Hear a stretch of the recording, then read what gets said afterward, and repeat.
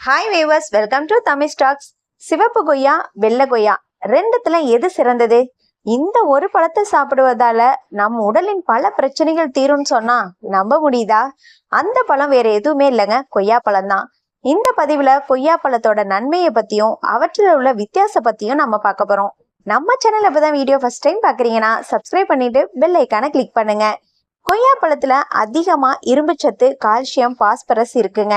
கொய்யா பழத்துல dietary fibre இருப்பதால சர்க்கரை நோயாளிகளின் ரத்தத்துல இருக்கும் சர்க்கரை அளவை கட்டுப்படுத்த இது ரொம்பவே யூஸ்ஃபுல்லா இருக்கு. கொய்யா பழத்தை சூப்பர் ஃப்ரூட் என்றும் சொல்றாங்க.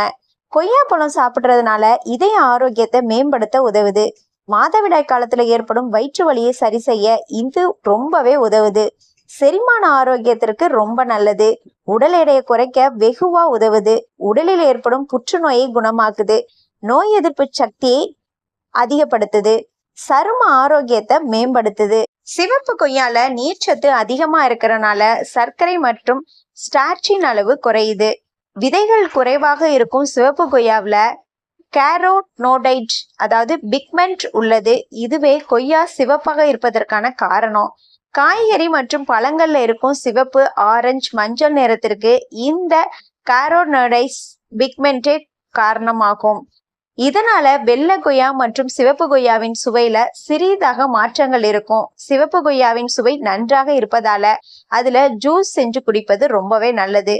சிவப்பு கொய்யாவின் சுவை ஸ்ட்ராபெரி மற்றும் பேரிக்காவின் கலவை போன்று இருக்கும். இதனால ஆப்பிள் கொய்யா என்றே அழைப்பாங்க. வெள்ளை கொய்யாவில காரோனோடைஸ் பிக்மெண்ட் கிடையாது. இதனால அதிகமா சர்க்கரை, ஸ்டார்ச், வைட்டமின் சி மற்றும் விதைகள் இருக்கு. மற்ற பழங்களை ஒப்பிடுகையில வெள்ளை கொய்யா அதிக அளவு வைட்டமின் சி இருக்கு. 4 ஆரஞ்சு பழம் சாப்பிடுவது பதில் ஒரு கொய்யா பழம் சாப்பிட்டால் போதும், அத்தனை வைட்டமினும் அதுலயே கிடைச்சிரும் என்பது குறிப்பிடத்தக்கது. கொய்யா பழத்தை அதிகமா பானங்களிலும் ஜாமிலும் பயன்படுத்துறாங்க. கொய்யா இலைய டீ போட பயன்படுத்துறாங்க. கொய்யா பழத்தை இரவுல சாப்பிடுவதால சளி பிடிக்க அதிக வாய்ப்பு இருப்பதால இரவில் அந்த பழத்தை உண்பதை தவிர்ப்பது ரொம்பவே சிறந்தது. தினமும் ஒரு கொய்யாவை உணவுடன் சேர்த்துக்கொள்வது உடல் ஆரோக்கியத்திற்கு நிறைய பலன்களை தருது.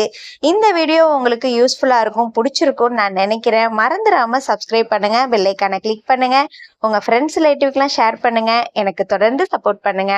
பாய்.